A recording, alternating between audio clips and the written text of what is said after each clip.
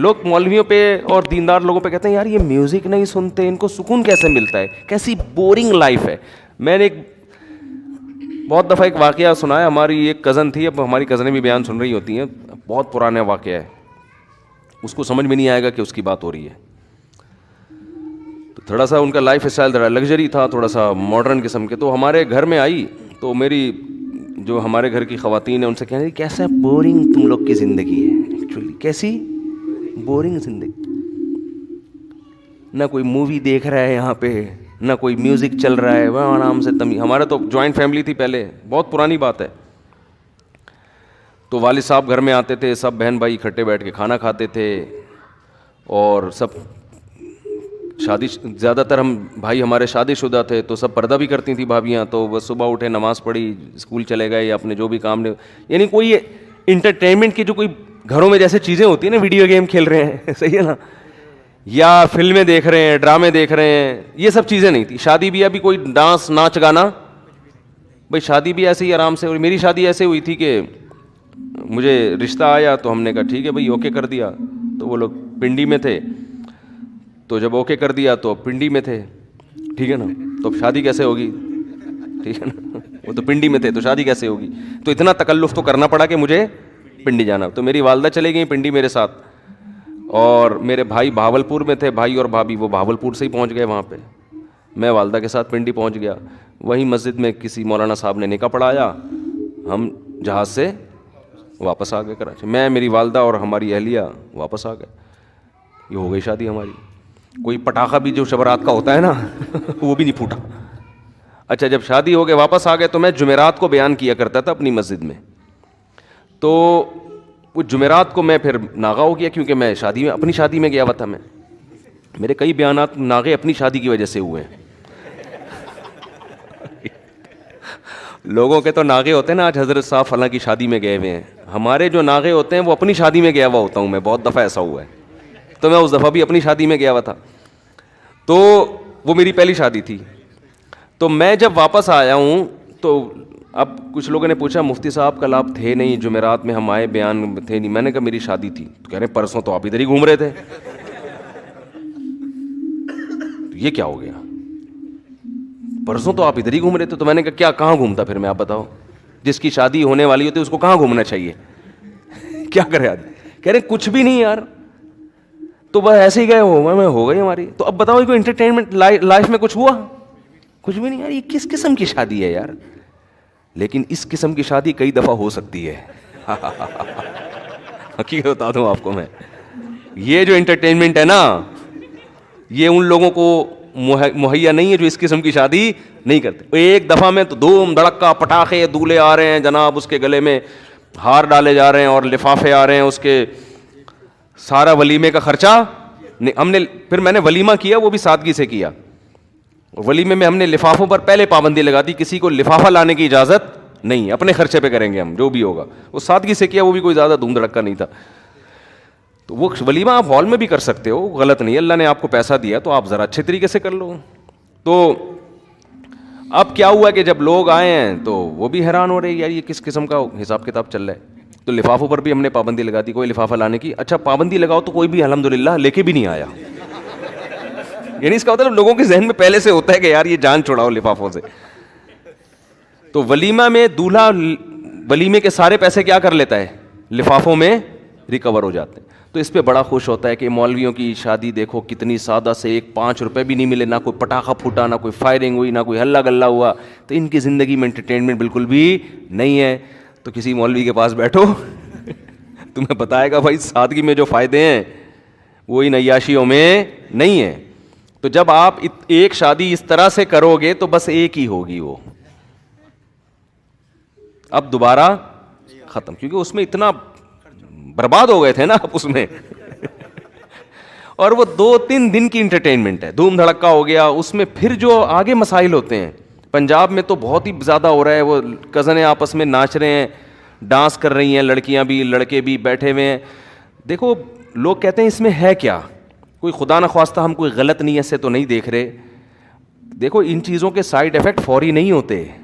میں نہیں کہہ رہا کہ جو ایسے مس گیدرنگ میں ڈانس ہوا ہے تو کوئی کسی نے جا کے کسی لڑکی کو پکڑ لیا وہاں جا کے یہ نہ کوئی غلط کر رہا ہے اس کے ساتھ, کچھ بھی نہیں ہوتا.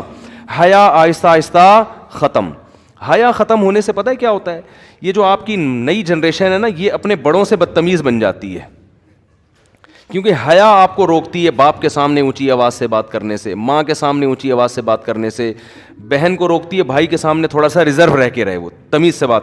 لیکن جس بہن نے بھائی کے سامنے ڈانس کر لیا, اب آپ اس سے یہ امیدیں نہ لگاؤ کہ وہ بھائی کو رسپیکٹ دے گی, بھائی جان آپ کائنڈلی آئیے بیٹھیے, نہ وہ جب ڈانس کر لیا اس نے تو بھائی وہ کہے گی جتنی میں ہوں اتنے ہی یہاں پہ, کوئی ہم کو ایک دوسرے پر حق نہیں ہے, تمیز سے چلنا ہے چلو ورنہ شٹ اپ. ٹھیک ہے نا, بات آ رہی ہے سمجھ میں.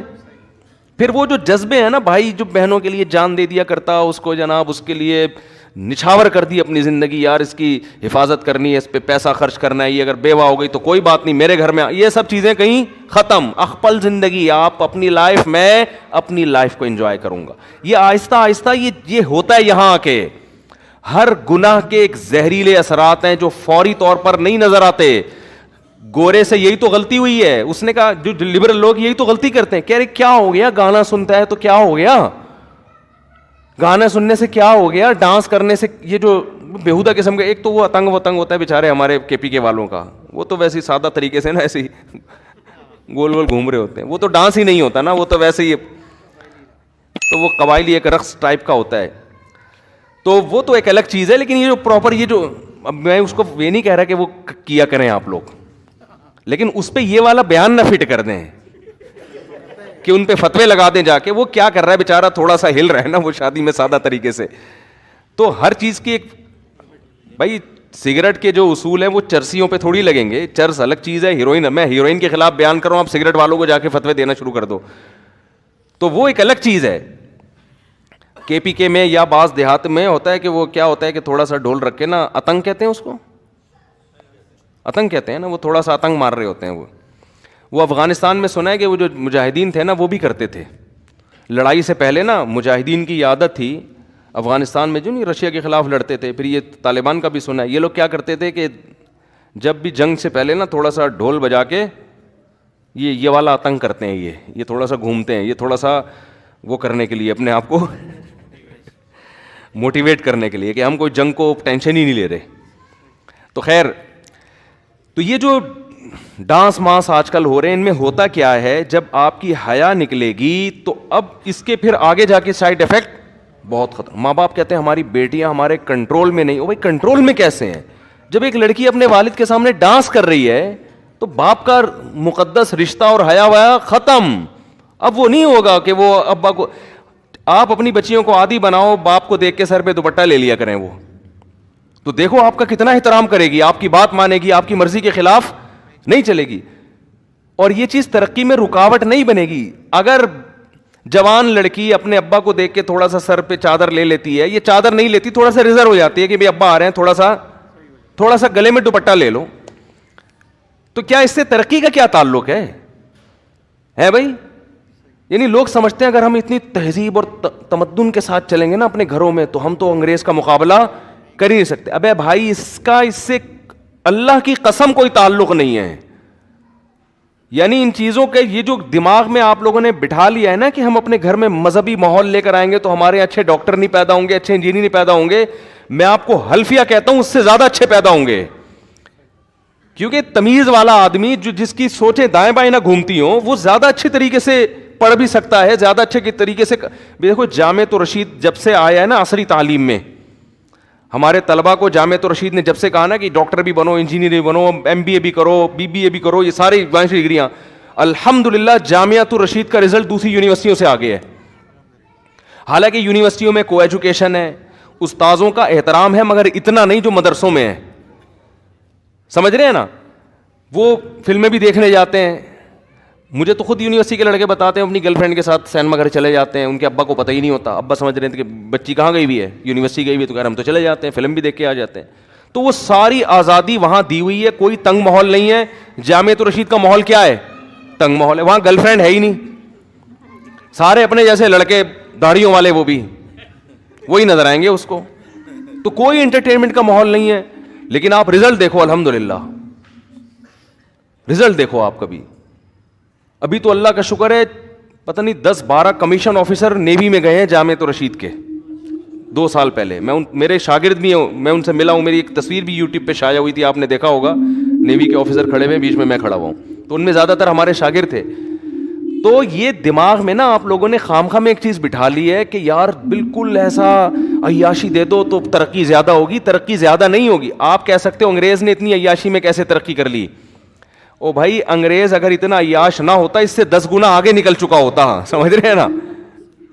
جیسے ایک عالم کہنے لگے کہ لوگ کہتے ہیں نا, علماء کہتے ہیں کہ سود ہماری معاشی, سود جو ہے نا, سودی نظام جس کنٹری میں ہوگا تو معیشت کیا ہو جائے گی, برباد.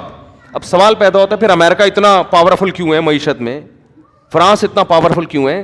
وجہ اس کی یہ کہ انہوں نے معیشت کی ترقی کے اور اتنے اسباب اختیار کیے ہوئے ہیں کہ ایک سبب ہے نا سود, وہ تباہی کا ذریعہ نہیں بن رہا. اگر وہ سود کو بھی ختم کر دیں اپنے معاشرے سے تو آج وہ معاشی جس سطح پہ پہنچے ہوئے ہیں اس سے 10 گنا آگے جا چکے ہوں گے وہ. ہمارے ہاں معاشی ترقی کے کوئی اسباب نہیں ہے اور سودی نظام سے جو ہونی چاہیے تھی ترقی وہ بھی نہیں ہو پا رہی. اور تنزل کی طرف, کرنسی دیکھ لو نا, 25 سال پہلے کا آپ 10 روپے اٹھا کے 10 لاکھ روپے اٹھا کے دیکھو یا 10 روپے اٹھا کے دیکھو اور آج دیکھو, زمین آسمان کا فرق ہے, زمین آسمان کا فرق. 25 سال پہلے سونے کی قیمت دیکھ لو اور آج قیمت دیکھ لو. یہ تو ایک مشاہدے پر مبنی ایک حقیقت ہے. تو جلدی سے بات کو سمیٹ کے میں ختم کرتا ہوں.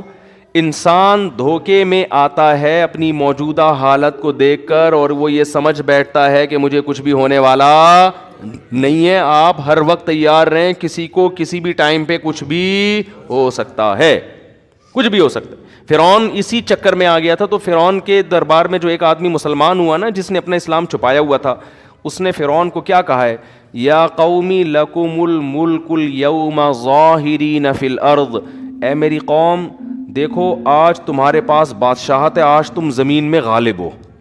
اچھا وہ یہ شو کر رہا ہے میں تمہارا ہی میں صحیح ہوں, لیکن موسیٰ کی بات کو تھوڑا سا غور کر لو, یعنی اتنا بھی رد نہ کرو کہ بس جو موسیٰ کا آپ سننا ہی نہیں ہے. سن تو لو نا, ایک دفعہ سن تو لو کیا کہہ رہا ہے.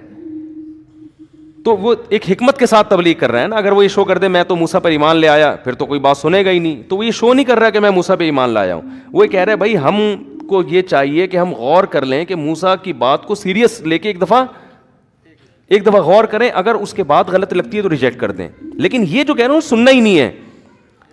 آپ نے دیکھا ہوگا تبلیغ والے کسی کے گھر جا کے دروازہ بجائے نا, یہ دین ہمارے اندر آ جائے اور ہم نے کلمہ پڑھا ہے, بہت لوگ لفظ سننا پسند نہیں کرتے. یہ ٹائم ویسٹ نہیں کرو ہمارا, نکلو یہاں سے.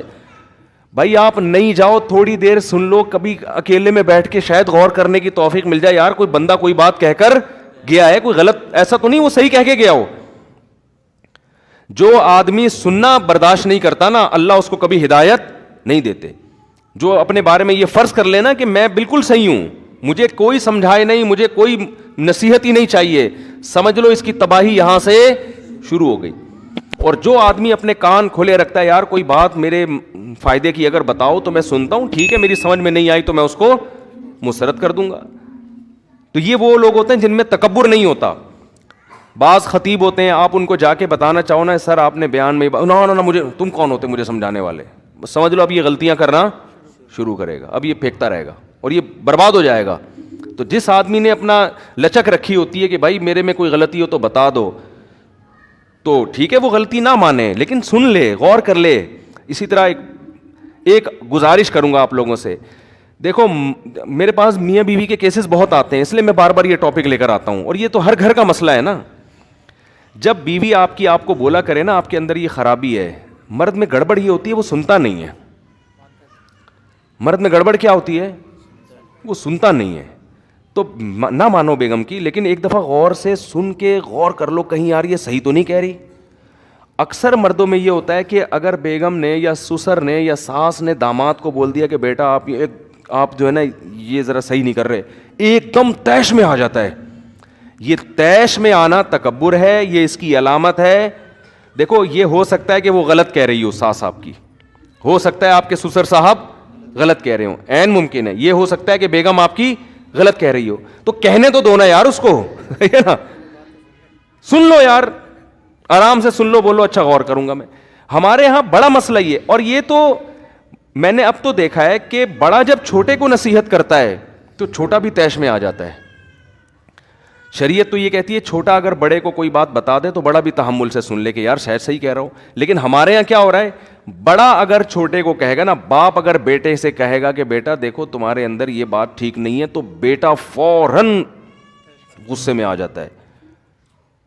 تو یہ اگر آپ نے اپنے آپ کو یہ سمجھ لیا ہے کہ آپ برائی پروف ہیں, آپ برے ہو ہی نہیں سکتے, آپ غلط ہو ہی نہیں سکتے, تو بھائی آپ ٹھیک ہو کے بھی پھر غلط ہو.